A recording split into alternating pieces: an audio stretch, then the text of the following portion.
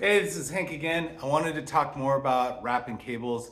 I did a little segment or a reel yesterday and it got a lot of comments. I got a lot of emails about it and questions. And one of the things is, why do you want to do it that way?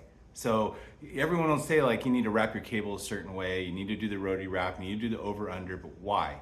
So the reason behind it is if you constantly just wrap in one direction, just like how most everyone learns or wraps anything from the beginning without knowing how to do over under, what you do is you give memory to the cable. Now the cable will always have a memory of a circle. There's no way of getting around that. It's not like we're going to convert this to be a straight flat cable. There'll be some memory of a basic circle. But what we don't want is a repeated like counterclockwise or a clockwise turn always over and over, because what happens is the cable inside, the wires themselves inside will start to twist. And when they start twisting, they'll start having this weird memory and it'll keep twisting inside of that. So when you hear about cable memory, that's a lot of that. It's the bad memory. And you can probably see that in like old extension cords you have. They'll actually have twists, or like maybe like a one spot, like I have, like this guy, one spot brand. I mean, this cable is, I don't know, 10 years old, this power cable, and it's straight and flat. I mean, I pick up people's one spots and it's just a spiral, tight spiral braid through it. And that's because they just keep winding it one way and that wires inside will just start turning in one direction. I'm going to show you when I do a rotary wrap or over under wrap, and I'm gonna like spread them out on the ground, and this will illustrate how those loops are countering each other. And that's basically forcing the cable to not have that twist memory internally. So check that here in a second. All right, as you can see that each loop is the opposite end.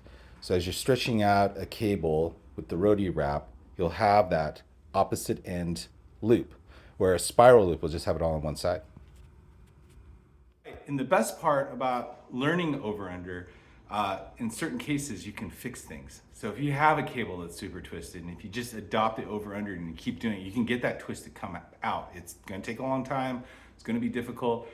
I mean, I'm working on extension cords that are 30 years old that I bought, when I was in my 20s and, whatever. And they are jacked up. I mean, around my arm and twisted on, they're super twisted. So it's kind of a challenge for me to take a 100-foot extension cord, and I'm doing rotary wrap on that. Big loops, trying to relax it, and I'm seeing improvement. I do that with hoses, I do that with twine, I do that with rope, I do anything that's like needs to be wrapped, I will always do over under. So it's bizarre with me in the front yard with big hoses, and I'm rotary wrapping those. But it's amazing once you start doing that and you start pulling your hose, it just comes out real nice.